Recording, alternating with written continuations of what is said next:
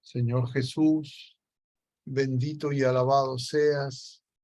Te damos gracias porque nos permite reunirnos en tu presencia y te pedimos que todas las cosas que pensemos, digamos y hagamos durante toda nuestra vida en el día de hoy, todo parta de ti como su fuente y todo llega a ti como su fin. Y lo hacemos con la oración de los hijos de Dios que tú mismo nos enseñaste. Padre nuestro que estás en el cielo, santificado sea tu nombre, venga a nosotros tu reino, hágase tu voluntad en la tierra como en el cielo. Danos hoy nuestro pan de cada día, perdona nuestras ofensas, como también nosotros perdonamos a los que nos ofenden, y no nos dejes caer en la tentación y líbranos del mal. Amén. En el nombre del Padre, y del Hijo, y del Espíritu Santo. Amén. Muy bien, queridos hermanos, buenas noches. Hoy día se ha propuesto el tema sean mansos y humildes, que hace referencia a esa expresión que el Señor tiene y que está recogida en el Evangelio según San Mateo, en el capítulo 11, versículo 29. Jesús ha enviado en el capítulo 10 a sus apóstoles de dos en dos. Ya han ejecutado a Juan Bautista. Jesús recrimina duramente a las ciudades donde ha hecho más milagros y no se han convertido, Cafarnaúm, Corazaín, Betsaida. Y luego el Señor empieza a alabar al Padre porque ha revelado estas cosas del reino, no a los sabios, sino a la gente sencilla. Y entonces ahí es donde el Señor va a decir, aprendan de mí, que soy manso y humilde de corazón. Y entonces, partiendo del hecho de que quien expresa esas palabras es Dios mismo, Jesucristo, el Verbo eterno, y él podría haberse puesto como ejemplo de todas las virtudes, sin embargo, escoge estas dos. Y si es que escoge estas dos, es que el Señor nos está diciendo que la mansedumbre y la humildad son muy importantes. Efectivamente, el Señor, siendo Dios, como dice San Pablo en la carta a los Filipenses, en ese hermoso himno, se abajó, se anonadó a sí mismo haciéndose hombre y pasó como uno de tantos. Y también a lo largo de la historia, sobre esta realidad, muchas veces la Iglesia nos enseña esa verdad profunda. Dios se humilló, se hizo hombre y además entre los hombres uno de tantos, y murió en una muerte de cruz, abandonado, calumniado, torturado. Y entonces, humillación más grande no puede haber, porque es Dios. Y ni siquiera como hombre, nadie tan humillado como Jesús. Entonces tenemos que darnos cuenta que esa, diríamos, manifestación de humildad es porque esta virtud es muy importante y el Señor ya lo anticipa. Como está en el flyer que ha difundido la reunión de hoy, que se ve a Jesús lavando a los apóstoles los pies el mismo día de la última cena, Jesús les va a decir también a los apóstoles, si yo que soy maestro y dicen bien cuando me dicen maestro, yo les lavo los pies, ustedes hagan lo mismo. Todo eso nos lleva a la humildad y a la mansedumbre. Entonces vamos a tratar juntos de hacer algún tipo de contemplación, reflexión, meditación acerca de estas dos virtudes. Más aún porque en esta 22ª semana del tiempo ordinario. Como ustedes bien saben, el Evangelio del domingo pasado, que corresponde al capítulo 14 del Evangelio según San Lucas, también toca de este tema. Yo no sé si ustedes están viendo en pantalla lo que he compartido. ¿Se ve, no? ¿Sí? Padre, se ve. Sí, Ya. se ve. Entonces estoy compartiendo el Evangelio según San Lucas, capítulo 14, que fragmentos de este capítulo 14 son los que hemos visto en el Evangelio del domingo. Este versículo primero, así empieza el Evangelio que hemos visto el domingo, y sucediendo que había ido en sábado a casa de uno de los jefes de los fariseos para comer con ellos, le estaban observando, le estaban espiando, dicen distintas traducciones. Sin embargo, del versículo 2 al versículo 6, no los hemos contemplado. Y yo quisiera que revisemos juntos estos 4 versículos, estos 5 versículos, porque tienen que ver con lo que nosotros vamos a comentar. Dice, habiendo allí delante de él un hombre hidrópico, dice. Entonces preguntó Jesús a los legistas y a los fariseos, ¿es lícito curarlo en sábado o no?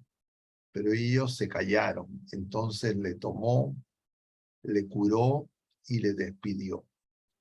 Y a ellos les dijo, ¿a quién de ustedes se le cae un hijo, un buey, a un pozo en un día sábado y no lo saca de inmediato? Y no pudieron replicar esto. Y ahí continúa lo que hemos visto el domingo, este versículo 7 al 14, notando cómo los invitados elegían los primeros puestos, les dijo una parábola. Cuando seas convidado o invitado por alguien a una boda, no te pongas en el primer puesto. No sea que haya sido convidado por él otro más distinguido que tú, y viendo que los ha invitado y a él te diga, deja este sitio a este, y entonces ve a ocupar avergonzado el último lugar. Y luego, al contrario, cuando seas invitado, vete a sentarte en el último puesto, de manera que cuando venga el que te invitó te diga, amigo, sube más arriba, y esto será un honor para ti delante de todos los que están contigo a la mesa. Porque todo el que se ensalce será humillado, y el que se humille será ensalzado. Dijo también al que le había invitado, cuando des una comida o una cena, no llames a tus amigos, ni a tus hermanos, ni a tus parientes, ni a tus vecinos ricos, no sea que ellos te inviten a su vez y tengas ya tu recompensa. Cuando des un banquete, llama a los pobres, a los lisiados, a los cojos, a los ciegos. Y serás dichoso porque no pueden corresponder, pues se te recompensará en la resurrección de los justos.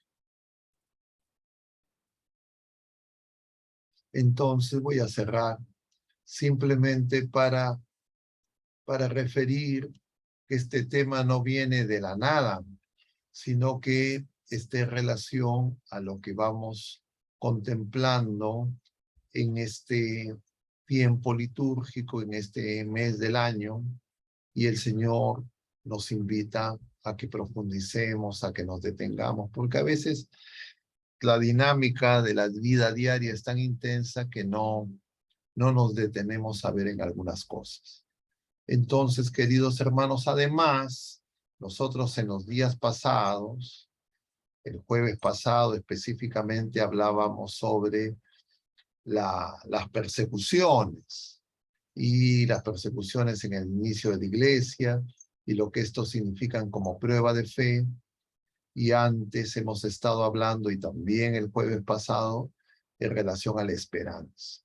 Y entonces vemos que estas dos virtudes de la humildad y de la mansedumbre no son cosas sueltas, sino que son centrales en el camino de fe, en el camino del discípulo, en el que escucha la palabra del Señor y quiere y la pone en práctica, busca que ponerla en práctica. Entonces, lo primero, vamos a tratar de comentar estas dos virtudes. Y nosotros sabemos que la virtud de la humildad es lo opuesto al pecado capital de la soberbia. Y que lo opuesto a la virtud de la mansedumbre es el pecado capital de la ira.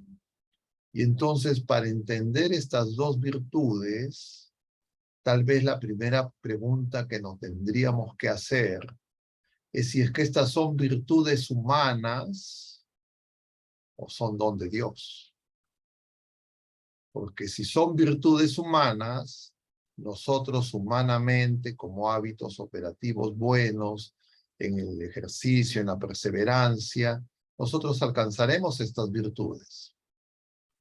Pero si es que no son simples virtudes humanas, entonces se necesita de la acción sobrenatural, de la acción divina, de la gracia del Señor. Y entonces eso creo que es un primer punto que necesita ser clarificado. Y para eso nos ayuda a entender estos dos pecados capitales, la soberbia y la ira, que, como ustedes bien saben, estos nombres de pecados capitales a estos 7 pecados, que además de la soberbia y la ira, incluyen, vamos a ver si es que no se me escapa ninguno, a la envidia, a la lujuria, a la pereza, a la codicia. Ya están todos, ¿no? Envidia, a ver, vamos a ver de nuevo, contando con los dedos. Soberbia, ira, lujuria, codicia, envidia, pereza y gula. Ahí tenemos 7 pecados capitales. Y lo que conviene recordar es que, como nos enseñan los padres del desierto, los pecados no son pecados sueltos.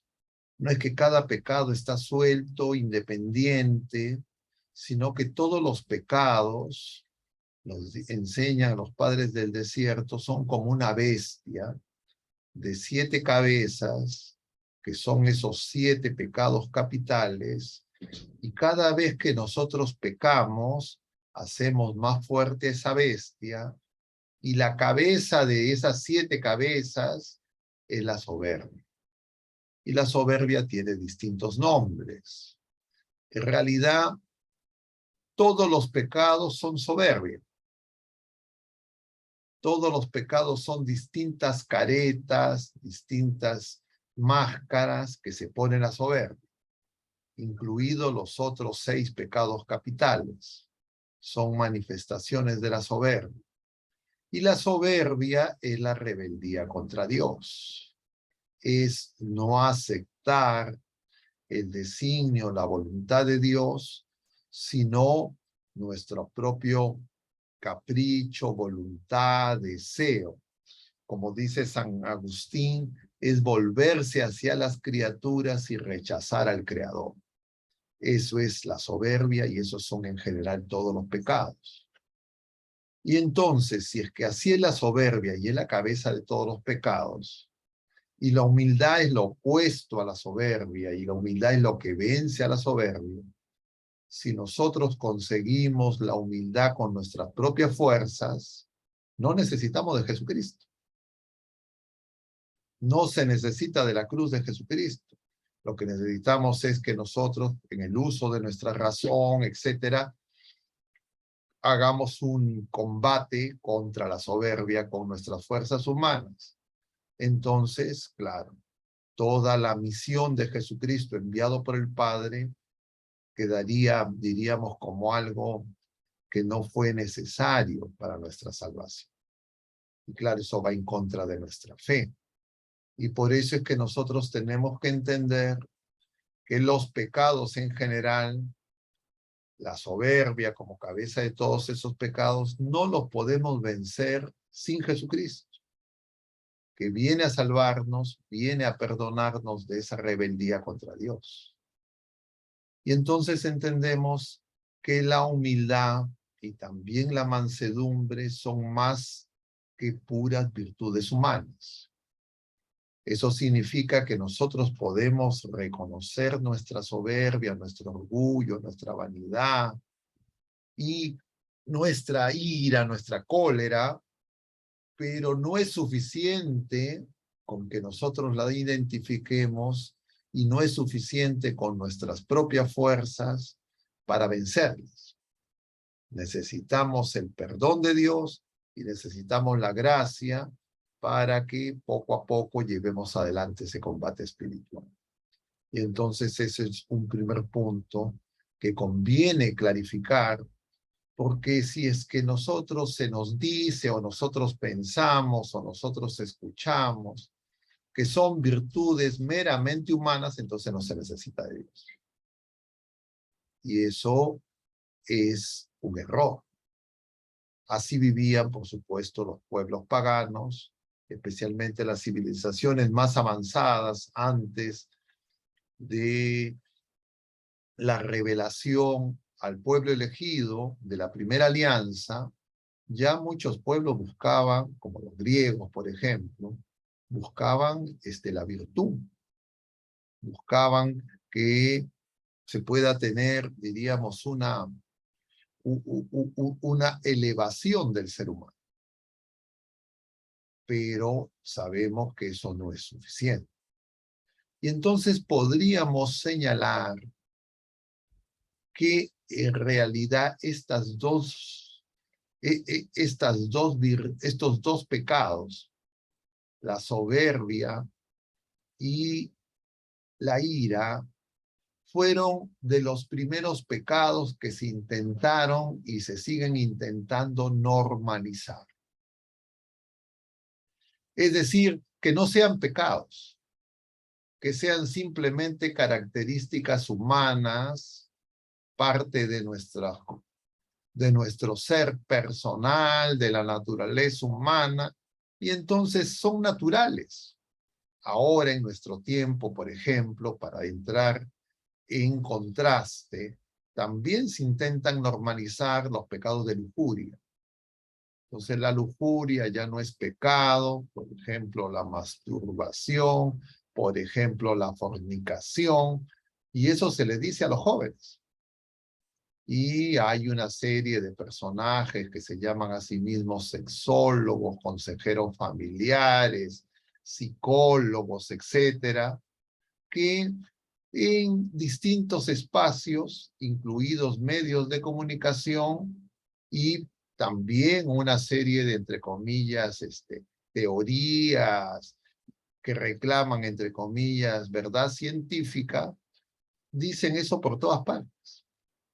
Entonces, en general, el enemigo busca que nosotros perdamos la conciencia del pecado y que los pecados se vayan normalizando o algunos pecados se vayan normalizando, porque de esa manera se hace más fuerte la bestia.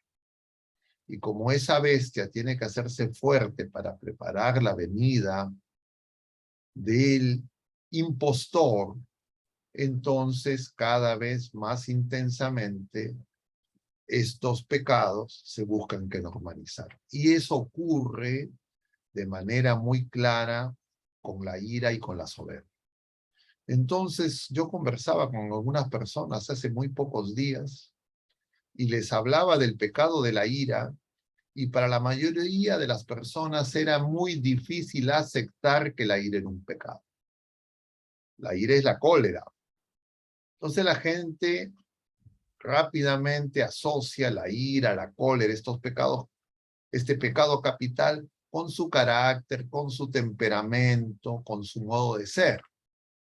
Y entonces, estos pecados que se manifiestan de manera más visible en la vida familiar, en la vida matrimonial, entonces hace que la gente crea yo soy así. Y es común, por ejemplo, entre los esposos, que se dicen, bueno, tú me conociste a mí, yo soy así, mi carácter es así, yo desde niño he sido así, mi papá, mi mamá, mi abuelita, mis abuelos, toda mi familia somos así. Esto no significa que no sea pecado, pero sea cuasi normalizado. Y justamente estos dos pecados que se oponen a esas dos virtudes que son fundamentales para la santidad, que es la vocación universal a la que somos llamados. No se puede ser santo si no se es humilde, si no se es manso. Pero ¿qué pasa si yo creo que así es mi carácter, así soy yo, eso no lo tengo que cambiar, eso no es pecado? Entonces yo voy a tener dificultades. Y efectivamente, socialmente, en el mundo, esto se ha normalizado. Y entonces no es tan fácil que nosotros aceptemos que estos son pecados. Ahora, tienen algunas características estas dos virtudes que van juntas, porque estos dos pecados también van juntos, como todos los pecados.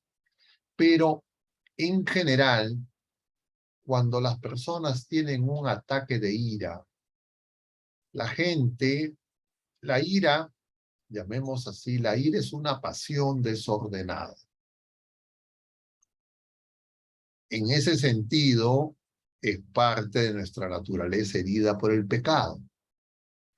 Pero si es que yo no me doy cuenta que esté en relación a la soberbia, no voy a darme cuenta de que es pecado. Y entonces voy a decir, como decían los griegos, las pasiones son naturales, son normales, no son ni buenas ni malas, en consecuencia la ira no es buena ni mala. Okay. Pero estamos hablando de la ira pecado capital.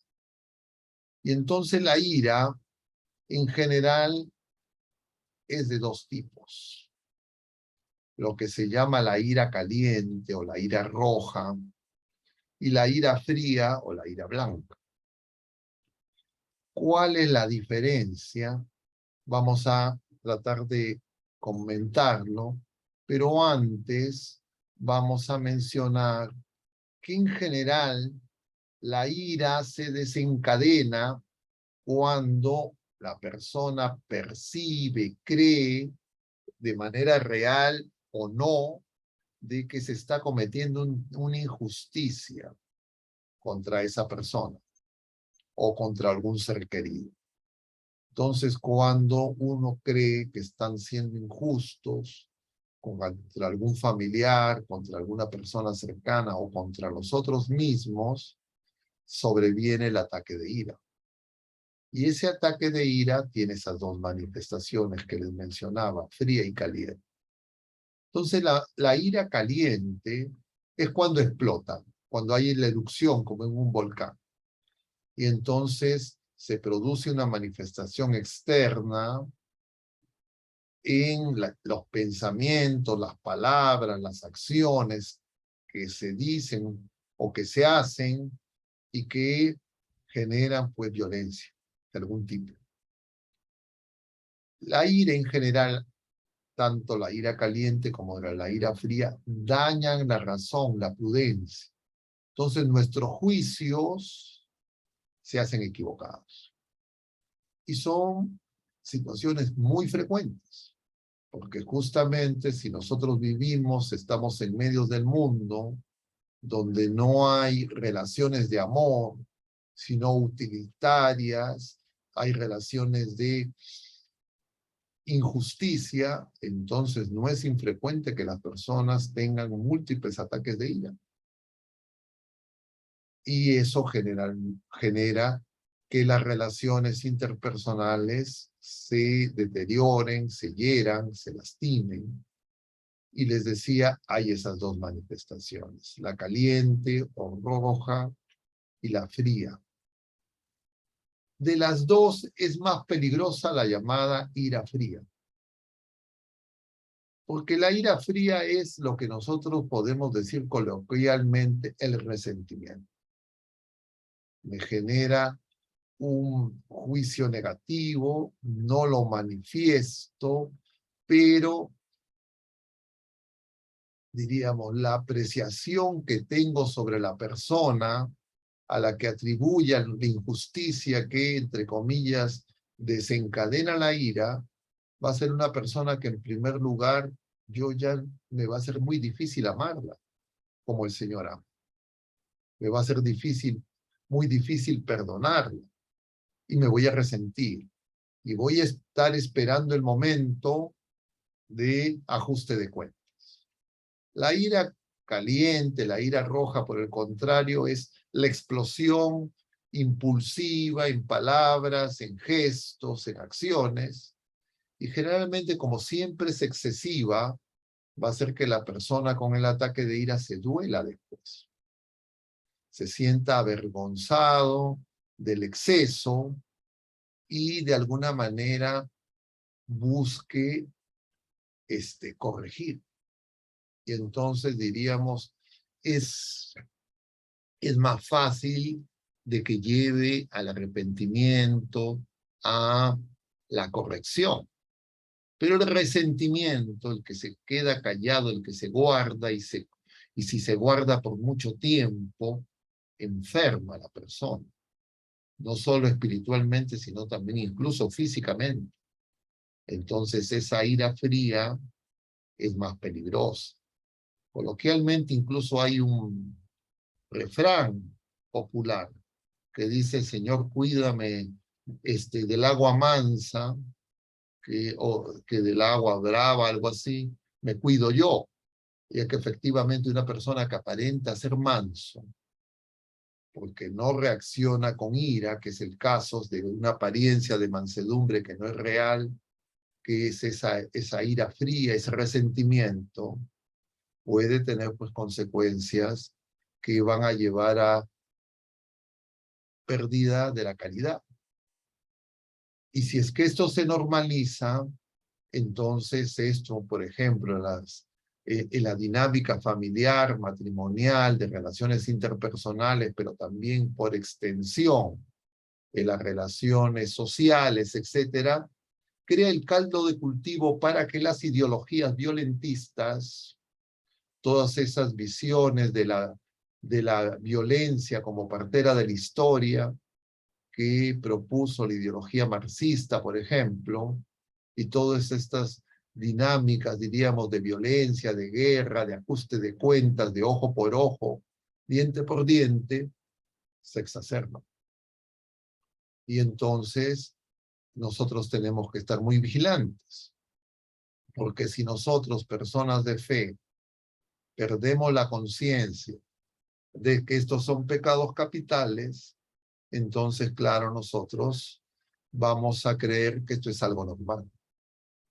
Y eso es lo que viene ocurriendo a nivel global, diríamos, de manera más intensa a partir de estos últimos siglos de modernismo, de secularismo, y entonces esto, por eso es tan importante tenerlo identificado.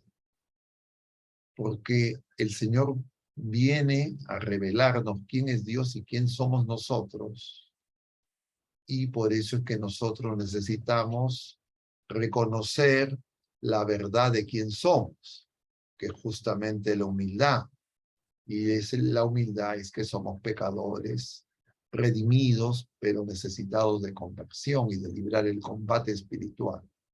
Como la Iglesia nos enseña, como San Agustín, que en su proceso de conversión, a quien no hemos celebrado litúrgicamente, pero su memoria correspondía al domingo pasado, 28 de agosto, luego de la memoria, en el caso de nuestra parroquia, Solemnidad de Santa Mónica, nos habla de estas cosas. Porque San Agustín, que es un converso, que había caído en el maniqueísmo, tenía la pregunta de por qué el ser humano obraba mal y por qué obraba bien. Y entonces se acerca a esa secta de los maniqueos que postulaba que había dos principios, un principio bueno, un principio malo, pero que luego él se da cuenta que no es suficiente. Una vez que se convierte y abraza la fe revelada en Cristo Jesús, entonces él empieza a reflexionar acerca de la condición del pecado original, de lo que ha producido en la naturaleza humana y qué ocurre luego del bautismo. Y entonces esa es la doctrina que la Iglesia hasta el presente comunica, transmite. Y esa consiste en que, perdonado el pecado original, nosotros conservamos la concupiscencia. Y esa concupiscencia es el deseo, la tendencia de ir por la puerta amplia, no pasar por la puerta estrecha. Y que el Señor no nos quita porque nos sirve para la purificación y el combate espiritual y para que nosotros con la gracia podamos crecer en la vida nueva de hijos de Dios. Y entonces el tema de la ira y el tema de los pecados capitales, especialmente la vigilancia ante esos pecados capitales que se buscan que normalizar, y cuando se normalizan ya no son problemas espirituales, ya no son cuestiones de tentación, ya no son cuestiones que el Señor puede, diríamos, curar, sino que son cosas que, entre comillas, yo soy así. Y efectivamente la naturaleza humana herida por el pecado está abierta a todos los pecados, pero no significa que eso sea parte de nuestro ser, es lo que nos enseña San Agustín, sino que ese es algo externo a nosotros. Y esas tendencias, esa concupiscencia, es lo que nos sirve para librar el combate espiritual. Bueno, eso en relación a la ira. Ahora, tratemos de relacionar la ira y lo opuesto, que es la mansedumbre, que se nos revela en Jesucristo, que nos revela quién es Dios y quién es el hombre. Y Dios y la criatura humana, el hombre nuevo, estamos llamados a ser mansos. Y claro, eso a nosotros, por esta situación de domesticación y de mundanización que tenemos en nuestra comprensión de la realidad y de nosotros mismos, nos resulta muy difícil. Y por eso les decía que para muchas personas reconocer el pecado de la ira como pecado capital, algo que hay que dejar, no les es tan fácil. Y muchas veces ni siquiera estamos dispuestos a dejar ese pecado. Y entonces eso nos hace víctimas, repito, más fáciles de las ideologías y de la manipulación que desde la política se hace para tomar justicia por nuestras propias manos y sacar al Señor de las cosas temporales, que es lo propio y específico que empezó en la Revolución Francesa. Cuando la gente dice en esa mala interpretación de esta cita del Señor, den al César lo que es del César y a Dios lo que es de Dios, y la gente, siguiendo las interpretaciones, diríamos, de los seguidores de Lutero, dicen entonces hay cosas en el mundo donde Dios no interviene. Y de lo propio y exclusivo de Dios es, diríamos, las cosas celestiales. Pero las cosas terrenas, esas son nuestras y nosotros las tenemos que resolver. Y efectivamente el ser humano creado con libre albedrío y enviado al mundo, tenemos nosotros ese libre albedrío y la capacidad de decidir. Pero no significa que Dios no interviene, que Dios se desentiende, porque si nosotros creyéramos eso, estamos negando la encarnación. Estamos negando que el Eterno entre en el tiempo, estamos negando a Jesucristo. Y entonces los humanismos que surgen de esa visión equivocada, son humanismos deshumanizantes, paradójicamente, porque son anticristianos, porque rechazan a Jesucristo y porque no reconocen la verdad de la naturaleza humana herida por el pecado, la necesidad de la redención, la necesidad de la conversión y la necesidad de la lucha espiritual. Y entonces con eso la posibilidad de la santidad se pierde. Pero incluso las personas podrían desear ser santas, pero ya no desearían ser santas para dar gloria a Dios, sino una santidad para vanagloria. Porque en la medida en que nosotros, criaturas humanas, nos apropiamos de la viña, de lo temporal, de lo terreno, de lo pasajero, y expulsamos a Dios, entonces ya las ideologías lo que nos van a proponer es el superhombre, ser dioses sin Dios, que es la tentación del paraíso. Y por eso es que eso es tan grave. Y que por eso es que nosotros tenemos que darnos cuenta que vivimos en una época donde eso se ha olvidado, donde eso se ha adulterado y probablemente nosotros mismos necesitamos ser purificados para comprenderlo según lo que el Señor nos enseña, y por eso es que podemos comprender en parte la profundidad de por qué el Señor nos invita a ser mansos y humildes. Y les decía que efectivamente la ira está muy vinculada a la soberbia.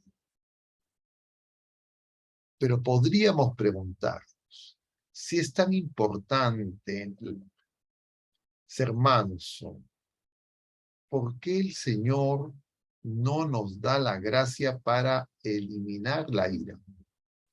¿Y por qué la ira, de alguna manera, el Señor no la ha extirpado, diríamos así? Y claro, el Señor no ha extirpado todos los pecados, el Señor quiere que nosotros venzamos cada persona con Él y en la gracia, en ese combate espiritual del pecado. Pero la ira tiene en esta realidad de la creación nueva en Cristo Jesús la potencia de, diríamos, servirnos de alerta que nos indique qué tan grande es nuestra soberbia. Porque si bien es cierto, la ira es muy grave, la cabeza de todos los pecados es la soberbia. Y de alguna manera la ira nos recuerda qué tan grave es la soberbia. Es decir, si yo tengo un ataque de ira, yo estoy recibiendo, entre comillas, una notificación sobrenatural que me está diciendo, tu soberbia está alta. Entonces, si nosotros somos personas de fe, tenemos el ataque de ira, no lo vemos independientemente, sino inmediatamente nos damos cuenta que nuestra soberbia es alta, y si es que queremos verdaderamente hacer la voluntad de Dios, que el Señor nos santifique, lo que corresponde es ir al Señor, inmediatamente. Entonces, la ira nos ayuda para saber que la soberbia es alta y para acudir al Señor a reconciliarnos y a buscar el perdón, la conversión. Porque la soberbia tiene múltiples manifestaciones. Entonces veamos la soberbia. Decía la rebeldía contra Dios. Todo pecado es expresión de soberbia, pero la soberbia se manifiesta especialmente en el egoísmo y en la autosuficiencia, que justamente es lo que promueve las ideologías contemporáneas y esta etapa modernista, donde a lo más hay una visión agnóstica, hay un Dios que no interviene en la historia y somos nosotros solos, sin Dios, sin Jesucristo, los que tenemos que resolver todos los problemas. Y es más, tener fe puede ser una visión fundamentalista que impide, que estorba. Así entonces, la fe no es necesaria para la verdad, la fe y la esperanza y la caridad no son necesarias para mejorar las relaciones dentro de la vida familiar, en el matrimonio, en los pueblos. Y entonces podemos reemplazar, por ejemplo, el Día de Santa Rosa con el Día de los Desaparecidos. Porque claro, las cosas de Dios no cuentan para nada. Son cosas meramente humanas. Y entonces, si nosotros nos podemos examinar, nos damos cuenta que tienen múltiples manifestaciones. Y entonces la soberbia se manifiesta principalmente, no exclusivamente, en el egoísmo y en la autosuficiencia. Y el egoísmo y la autosuficiencia lo que afirman es el yo. Es decir, yo primero, yo segundo, yo tercero, los demás que esperen. Y por eso es que el Señor les hace notar en ese pasaje que hemos leído y recordado del Evangelio del domingo, capítulo 14 de San Lucas, ese deseo por los primeros lugares. Pero el Señor, como comentamos del versículo 2 al 6, cura un hidrópico. Claro, eso no se ha leído, pero a mí me impresiona, no sé si es porque soy médico, pero la hidropesía, que es una manera de un término genérico de hablar de los edemas, es una enfermedad, diríamos, biofísica, que puede tener explicación en problemas cardiovasculares, hepáticos, renales, desnutrición, etcétera, pero es, diríamos, una hinchazón. El líquido, en lugar de estar en el aparato circulatorio, venoso, arterial, linfático, está en los tejidos, está en el lugar equivocado, se ha desubicado y produce hinchazón. Y justamente eso es la soberbia. La soberbia es una desubicación. La criatura no se reconoce criatura y quieres ocupar el lugar de Dios. Y la soberbia es el pecado de las criaturas espirituales que se rebelan contra Dios. Y esa soberbia, esa rebeldía, quieren que sea participada a las criaturas humanas, que engañadas, heridas en nuestros primeros padres, tenemos que llevar ese combate espiritual y para eso tenemos que darnos cuenta. Y justamente nuestro combate es contra esos espíritus hinchados, que quieren ocupar el lugar de Dios.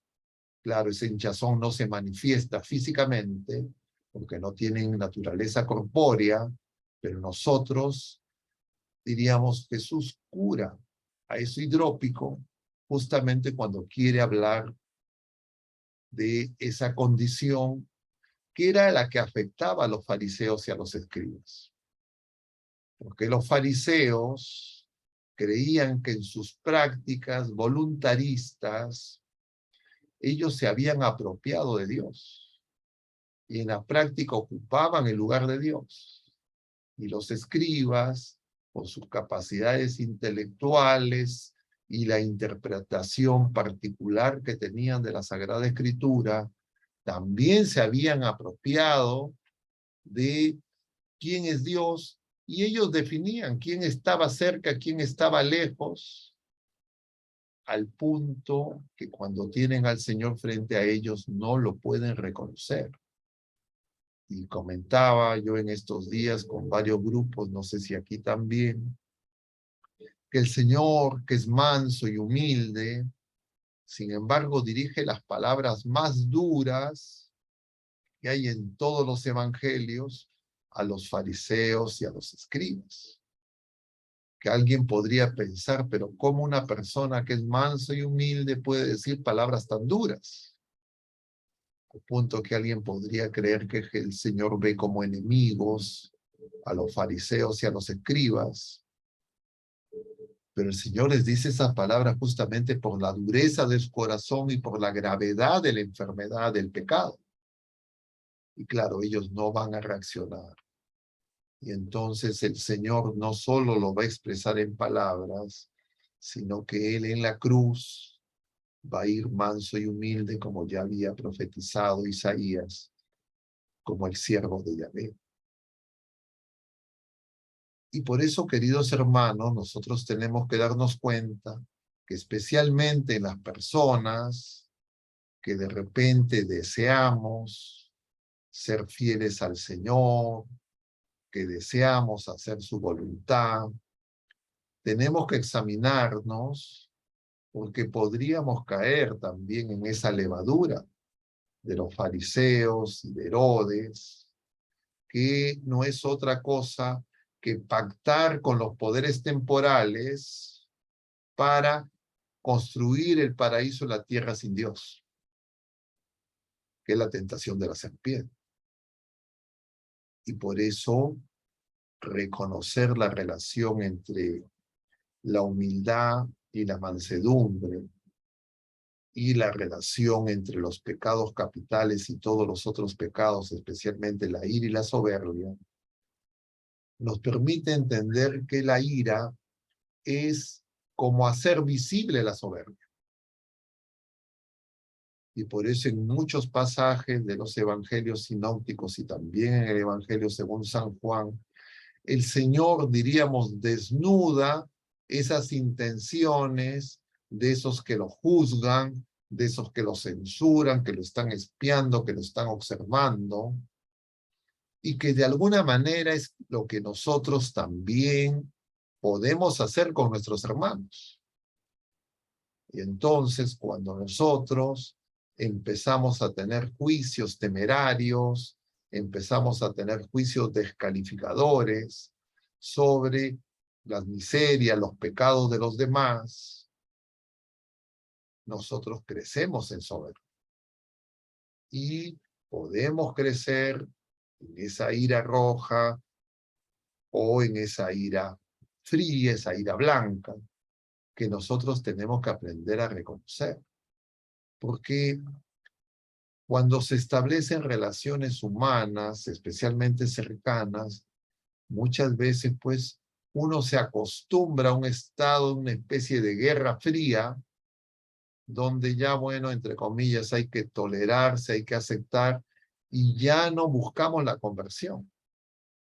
Y entonces no encontramos la verdad de nuestro ser y de la vocación a la que estamos llamados, y en consecuencia dejamos de ser discípulos del Señor, dejamos de seguirlo y dejamos de hacer el bien que el Señor quiere hacer a través nuestro, y eso se ve además potenciado si es que nuestros juicios sobre las otras personas los descalifican a tal punto que los que nos escuchan pueden creer que de esas personas no puede salir ningún bien, o que de esas personas a las que nosotros descalificamos no son amadas por el Señor y a través de ellos el Señor no quiere obrar.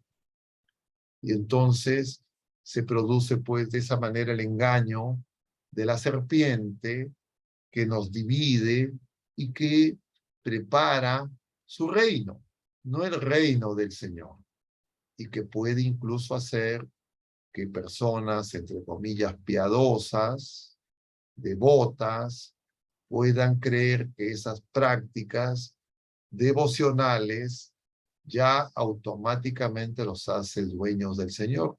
Y eso también le puede pasar a los miembros de la jerarquía de la iglesia, a los clérigos como el que les hablo. Y por eso es que necesitamos estar vigilantes. Pero ¿cómo vamos a vigilar si normalizamos esos pecados, si creemos que esas virtudes son meramente humanas y al cabo de un tiempo llamamos humildad y llamamos mansedumbre a cualquier cosa? Porque ya no es el Señor el que nos dice si verdaderamente estamos creciendo en mansedumbre y humildad, sino son los juicios humanos de las personas cercanas, de los miembros de nuestras sectas, de los que son, entre comillas, como uno. Y entonces, eso explica por qué los padres del desierto nos enseñan que la soberbia, el orgullo, tiene una madre, que es la vanagloria. y varias veces hemos comentado que a veces es más fácil aceptar las humillaciones que aceptar los halagos, porque los halagos pueden seducirnos y movernos para que hagamos las cosas buscando halagos y no la mayor gloria de Dios. Antes de empezar la charla, se estaba pasando el magnífica esta oración de nuestra Madre Santísima, que justamente es el canto a la humildad, es decir, buscar la gloria de Dios. María lo que dice es, bendito seas, Señor, porque has mirado la humillación de tu esclavo. Ella sabe que las obras grandes de Dios son las que están actuando en ella. Y nosotros, con facilidad, porque nosotros heridos por el pecado no somos humildes como nuestra Madre Santísima sin pecado concebida, nosotros con facilidad podemos, sin darnos cuenta, muchas veces buscar la vanagloria. Es decir, buscar las aprobaciones humanas y no hacer las cosas para mayor gloria de Dios y para la conversión de nuestros hermanos, sino para que vengan a nosotros. Y eso es muy común también dentro de la iglesia y se puede observar cuando las personas creen que hay que detenernos a mitad de camino y no ir al Señor. Y lo que María va a hacer es una y otra vez nos va a decir, hagan lo que les dice. María no nos va a decir, hagan lo que yo les digo, obedézcanme a mí, síganme a mí. María nos va a llevar a Jesús. Y nosotros también tenemos que hacer lo mismo. Pero a veces, con devociones no bien entendidas, nosotros llevamos a las personas a veces no a Jesús, sino a una devoción, a algún santo, a alguna práctica, que si es que no lleva a Jesús, no es recta. Y por eso es que tenemos que estar vigilantes. Yo no sé cómo hemos avanzado el tiempo, y si es que tal vez podría detenerme para tener un espacio de preguntas, intercambio y comentarios. Pero tal vez recapitulando de todo lo que hemos comentado, quisiera insistir en que cuando las personas tenemos ataques de ira, y yo creo que todos los tenemos y los hemos tenido, y tal vez los sigamos teniendo, y no nos deberíamos, diríamos, de escandalizar.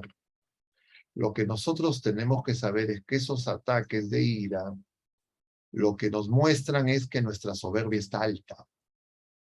Y lo que tenemos que hacer, si nosotros lo detectamos o lo detectamos en otras personas cercanas, ayudarlos para que vayan al Señor, a la confesión sacramental, a la oración, a la comunión sacramental, y empezar de nuevo.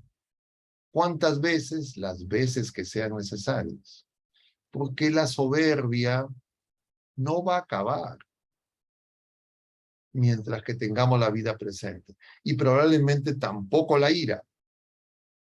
Pero sí lo que puede cambiar es que ya nuestras reacciones no son tan violentas, tan agresivas, tan destructivas, y nosotros podemos ir más rápidamente al Señor, más rápidamente reconciliarnos con Él y con nuestros hermanos. Y sobre todo, luchar con todas nuestras fuerzas, con los resentimientos, con esa ira fría, que también el mundo busca que normalizar y justificar, y por eso promueve las victimizaciones. Entonces, a veces las personas que han sido víctimas de relaciones injustas, que no son inventos, sino son reales, muchas veces se victimizan y en eso, entre comillas, encuentran la justificación para vivir con esos resentimientos. Pero saber que esos resentimientos no son parte de nuestro ser, son pecados que nos van a impedir crecer en la vida nueva, en la vida de hijos de Dios, y que la obra de santificación que el Señor quiere realizar en nosotros se va a bloquear. Y nosotros tenemos que estar vigilantes y estar alertas. Queridos hermanos, no sé si hubiera alguna pregunta, algún comentario, pero si es que así fuera, tal vez podríamos tener algún espacio de intercambio. Gracias por su paciencia. Gracias, Padre Augusto. Sí, aquí nos han llegado algunas preguntas, te las voy a remitir. Dice una, Padre, antiguamente se les enseñaba a los niños a callar por educación, lo cual muchas veces luego derivaba en resentimientos. ¿Cómo puede trabajar esa persona en un futuro, no? Lo que nosotros necesitamos hacer es que efectivamente no hay que decir todas las cosas. No es que diga ya, como yo no me quiero resentir, entonces expreso todo mi ira, mi cólera, y puedo, entre comillas, maltratar de cualquier manera a las personas. Efectivamente, la ira, en el primer lugar donde se tiene que controlar es en nuestro corazón, en nuestra mente, en nuestros pensamientos. Pero si llega a nuestro corazón y llega a nuestra mente, tratar de evitar que llegue a nuestros labios. Y si es que llega a nuestros labios, tratar de evitar que llegue a otras acciones. Entonces, el que yo haga esa lucha no significa que me tengo que quedar resentido, sino que justamente si yo me doy cuenta que esos son manifestaciones del pecado capital de la soberbia, me examine, busque ayuda para darme cuenta que puede ser que no es un invento, no es que no ha existido ninguna situación injusta, pero lo pongo en manos del Señor y le pido al Señor que obre en la persona que actúe injustamente, si ese fue el caso, o con exceso, etcétera, pero yo voy al Señor, porque si no, entonces ya no solo es la persona que desencadenó el ataque de ira que queda dañado, sino también la persona que reaccionó o se hizo partícipe de la ira y en consecuencia también crece en soberbia. Entonces, no se trata de expresarlo, pero no deberíamos de tener la consecuencia de que si me callo me voy a resentir. Generalmente la gente que se calla no se calla por educación. La gente que cuando se calla ante una agresión es porque siente que no puede enfrentar a quien está siendo en este caso el que está expresando alguna acción injusta, etcétera. Entonces ocurre muy comúnmente en los trabajos. Entonces, diríamos, los jefes, los que están por encima en la jerarquía organizacional, no se les dice las cosas y entonces uno se las guarda, pero luego llega a la casa y eso se descarga en otras personas. Entonces, no es que yo porque me callo por educación significa que me resiento. Yo lo que tengo que darme cuenta es que tengo que ir a la oración, pedir por esa persona y pedir por mí mismo. Y si es que esas ideas siguen dando vueltas y estoy rumiando todo lo que ocurrió alrededor de estos hechos, yo lo que tengo que hacer es buscar que justamente la confesión sacramental, ir al Señor.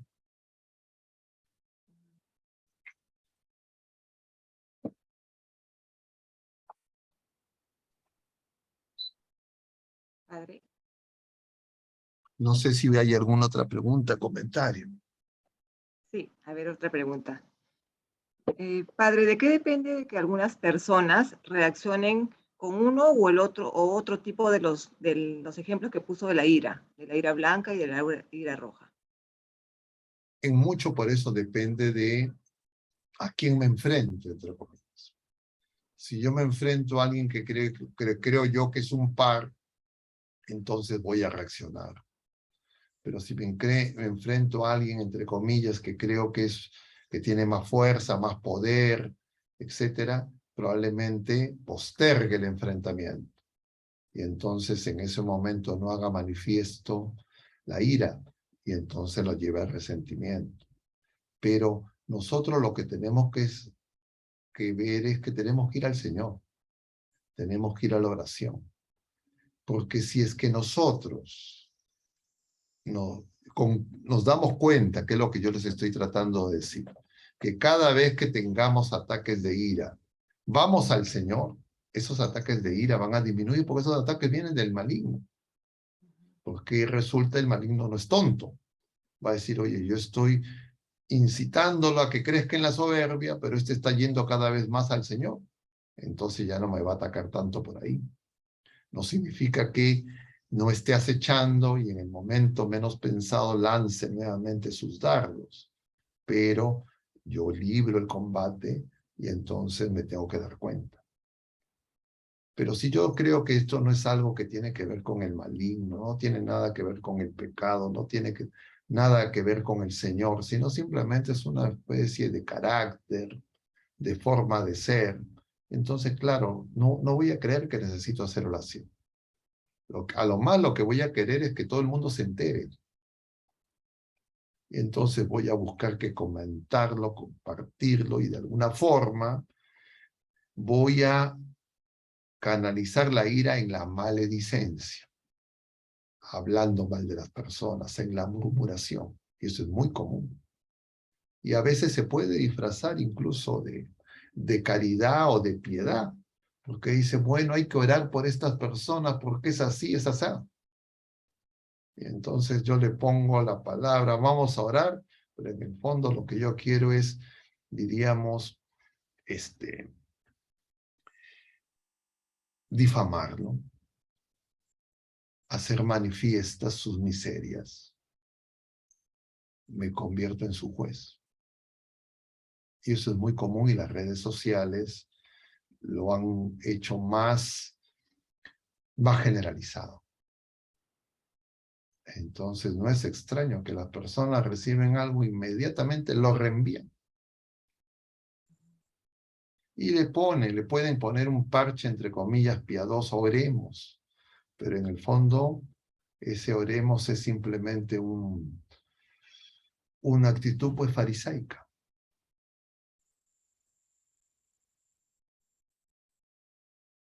Yo creo que es fácil para cualquiera de nosotros que tiene acceso a esas tecnologías y a esas redes sociales ver que eso es muy común.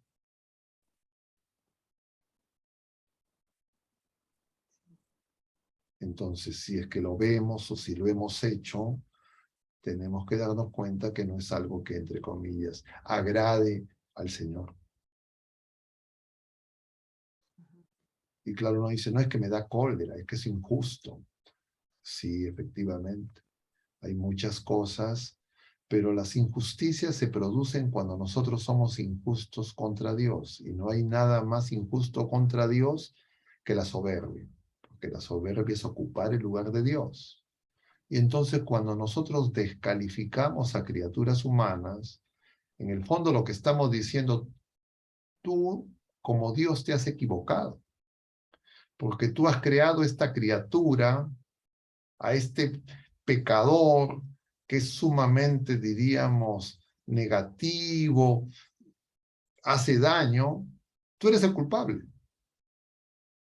Y entonces nos olvidamos que el Señor nos ha redimido, que el problema es que tenemos que ir al Señor, pero que no hacemos que la gente vaya al Señor si es que nosotros, entre comillas, llenos de fe, de devoción, etcétera, lo que hacemos es acrecentamos el enfrentamiento con esas personas. Eso no hizo el Señor. Eso no es la mansedumbre que nos refleja el Señor. Pero a nosotros eso nos escandaliza. No queremos la cruz. Y entonces tenemos que darnos cuenta que necesitamos conversión. Y claro, uno puede argumentar muchas cosas. No, pero que esto, que el otro se necesita y claro, tenemos que ver a Jesucristo en la cruz. Y justo es de lo que la primera carta a los Corintios, en todos estos días, nos ha empezado a hablar y nos va a seguir hablando. Y entonces comprenderemos solo viendo a Jesucristo en la cruz esa expresión que tiene el título de esta charla, que es sean mansos y humildes de corazón, como yo. Y entonces preguntémosle pues a nuestra Madre Santísima que estuvo al pie de la cruz, que es mansa y humilde como el Señor. Ella no tuvo ni ira fría ni ira caliente. Y ella acogió a los pecadores que habían abandonado a su hijo como hijos. Y entonces, en realidad nosotros no lo queremos hacer en la mayoría de los casos. Porque el mundo y el príncipe de este mundo ahí ha sido muy exitoso. Y por eso es que nosotros no queremos aceptar. Yo les decía por eso en referencia a una conversación que tenía con unos esposos, que eso no es fácil de aceptar. Y por eso de eso no se quiere hablar.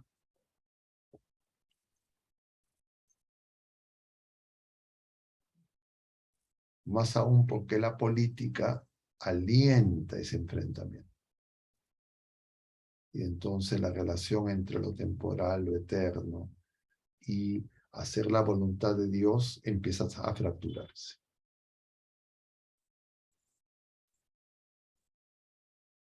Y nosotros tenemos que ser sinceros con el Señor. Te queremos seguir, pero no quiero ser manso ni humilde. Yo quiero hacer las cosas a mi manera, yo tengo una mejor manera que tú. La manera en que tú lo haces me parece que no es eficaz, es inaceptable. Entonces no digamos que somos discípulos del Señor, no digamos que somos católicos, no digamos que queremos ser santos. Y no utilicemos el parche de, bueno, hagamos oración. Lo que corresponde es ir al Señor para que Él nos revele la verdad de qué tan enfermo está nuestro corazón. Para que nos cure, nos sane, podamos ponernos en pie y seguirlo. Esa es la conversión que se necesita todos los días.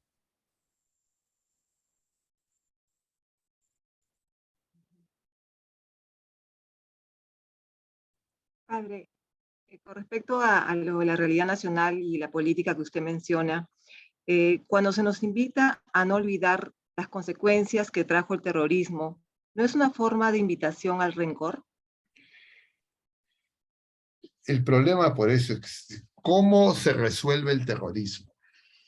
Si nosotros creemos que la violencia se resuelve con violencia, lo que nos muestra justamente la historia reciente en nuestro país es que, diríamos, el enfrentamiento al terrorismo en realidad no ha logrado eliminar el terrorismo. Y entonces las personas en nuestro país y en muchos otros lugares por esas ideologías estamos sumamente divididos. Y entonces hay personas, y eso se expresa claramente, por ejemplo, en este deseo que han manifestado en este proyecto de ley, el jefe de Estado y el presidente del Consejo de Ministros. Entonces, por todos sitios lo estamos viendo. Entonces, nosotros podríamos decir, de cualquier orientación política, de cualquier corriente de pensamiento, sea quien fuera, que es mejor la que nos dice el Señor.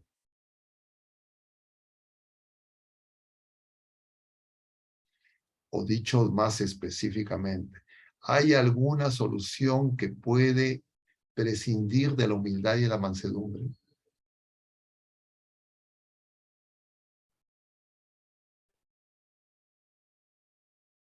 Porque si es que podemos prescindir de la humildad y la mansedumbre, implica que nosotros creemos que el terrorismo, por ejemplo, no tiene que ver con el pecado de la ira y el pecado de la soberbia. Es decir, que no necesitamos de Jesucristo. Y creo que en general, no solo lo menciono, hice referencia a la realidad local, porque claro, es cercana, de alguna u otra manera exacerba nuestras pasiones, pero en realidad cuando uno ve a lo largo de la historia, Eso está presente en todo momento. Y entonces tenemos que preguntarnos si estamos siendo fieles al Señor. Y si realmente queremos seguir al Señor tal cual se revela en los evangelios, o nosotros queremos un Jesucristo recortado, que nos parece más adecuado a nuestros sentimientos, nuestras preocupaciones y nuestra mirada de la realidad.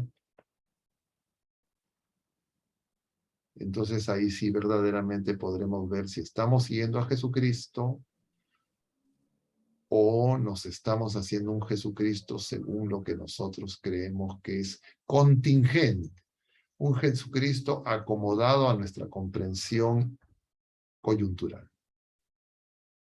Y eso es una idolatría.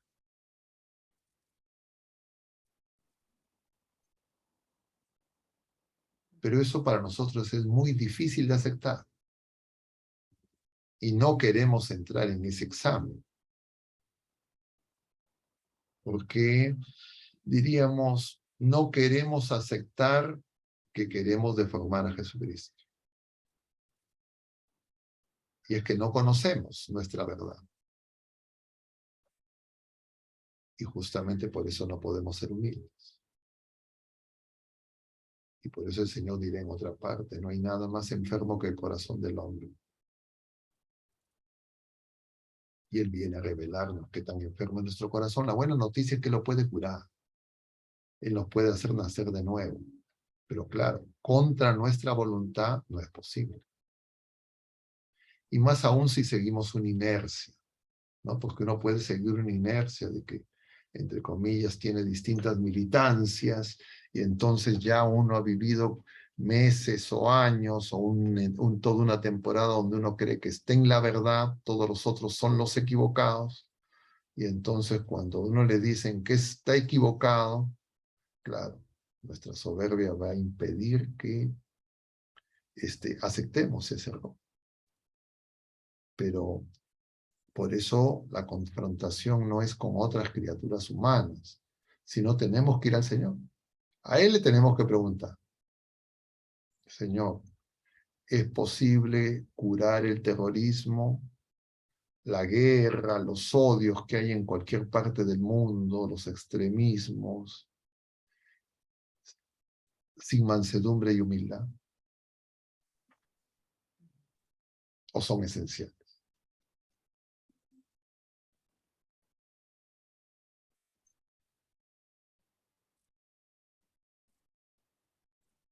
Hay gente, cuando uno le comenta estas cosas, dice, pero el Señor entró al templo de Jerusalén y volcó las mesas de los cambistas, las palomas, etcétera, como queriendo decir, pero el Señor no es tan manso como él mismo dice. Entonces, ante eso hay que responder, míralo en la cruz, míralo en su Pascua, míralo en su pasión. Y pregúntate si es que el problema está en él o el problema está en ti. Y claro, para cualquier persona de fe, uno tiene que ir y decir, Señor, no te entiendo. Señor, me resulta muy difícil aceptar estas cosas. No sé cómo, se me revuelven las entrañas. Y entonces pedirle al Señor justamente su gracia, su perdón, su misericordia. Y darme cuenta que necesito de Él, que sin Él no soy nada. Y entonces comprenderé la verdad del Dios eterno, infinito, todopoderoso, que no necesita del amor de las criaturas humanas y que viene a buscarnos. Se hace hombre, nace de mujer, pasa como uno de tantos. Y entonces ya mi deseo de cambiar el evangelio se allanará. Ahora ustedes podrán decir, yo acepto que ustedes puedan pensar, no, que yo tengo una visión ideológica, que yo soy el que estoy equivocado, que entonces también lo pongo en oración permanentemente. Pero me gustaría que me hagan notar.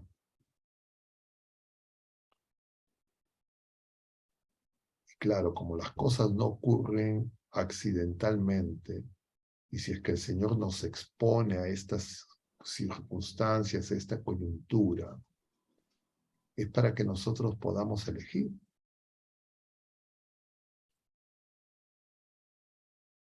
Y la elección siempre tiene que ser a Él, si es que tenemos fe.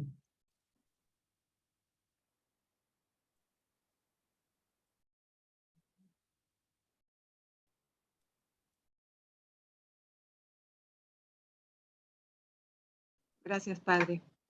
Sí, ya en el desarrollo de su reflexión ha ido respondiendo en realidad varias preguntas. Hay una última. ¿En qué se diferencia ser humilde que ser pusilánime? A ver, el pusilánime es el que tiene un corazón mezquino, un corazón pequeño, ¿ya?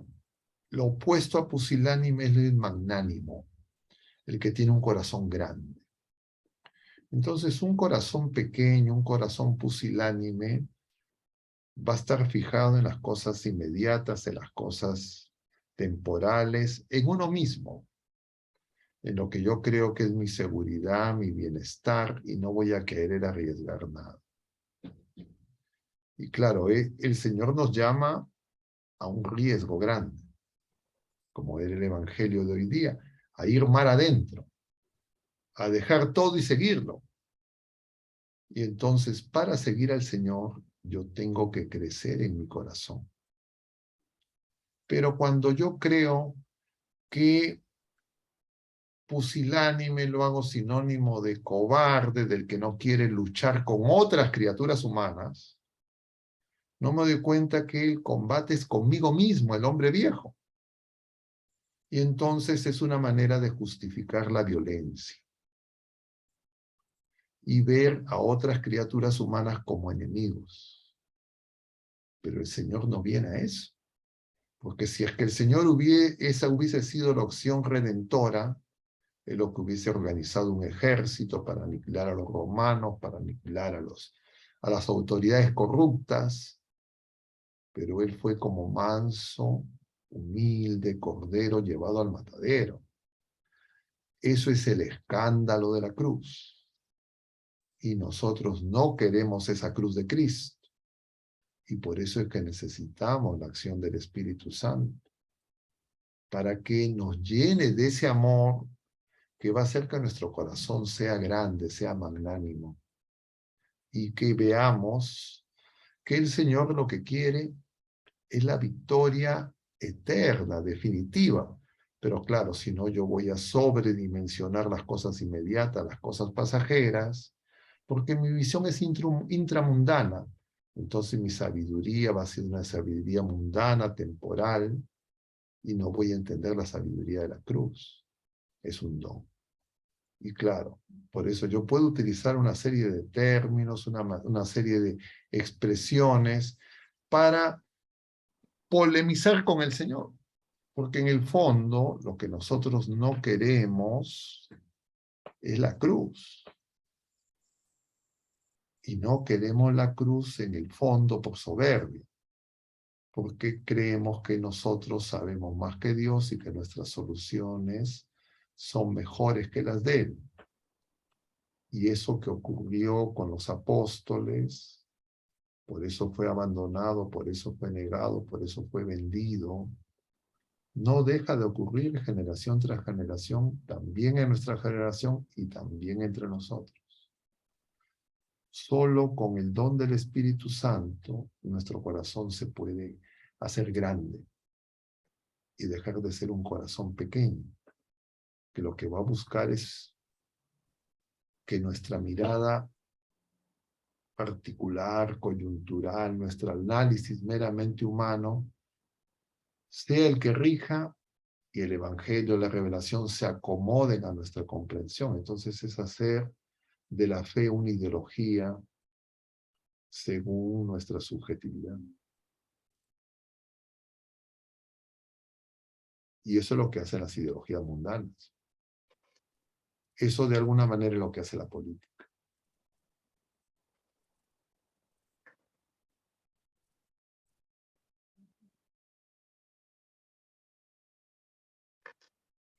el desafío marxista de la religión, el opio de los pueblos, es un cuestionamiento pues muy fuerte, que va a la raíz de la esperanza y de la fe.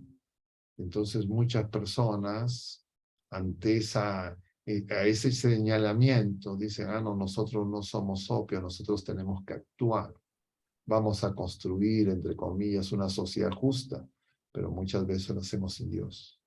Porque en el fondo, ignoramos que el Señor nos lleva y seguimos y nos llama para ir a la patria celestial. Claro, nosotros queremos el reino en este mundo.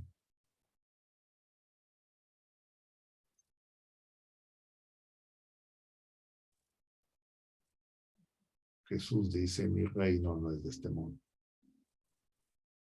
Entonces queremos corregir al Señor.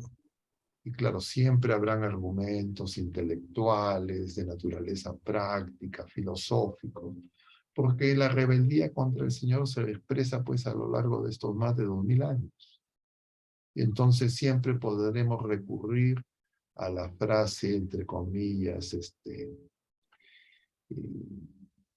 precisa, etcétera, para tratar de cuestionar al Señor.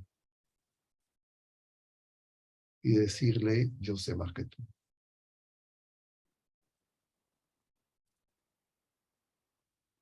Por eso es que necesitamos comprensión. Pero claro, cuando uno cree que los que necesitan conversión son los otros, y uno dice, no, yo ya estoy bien, el problema son los demás, en el fondo, sin darme cuenta, estoy diciéndole al Señor, el problema eres tú, porque has creado estas personas y has consentido estas cosas.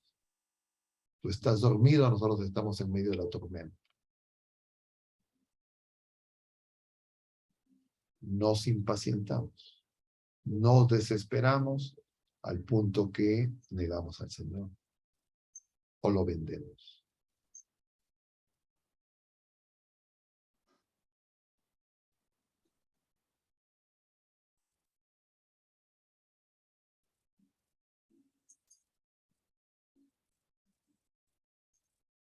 Gracias. Gracias, Padre, por esta profunda reflexión que sin duda nos va a servir para analizarnos, ¿no? Y también para el examen de conciencia de hoy. Bueno, si no hay más preguntas, terminaríamos con una oración, si les parece. Sí, por favor. En el nombre del Padre, y del Hijo, y del Espíritu Santo. Amén.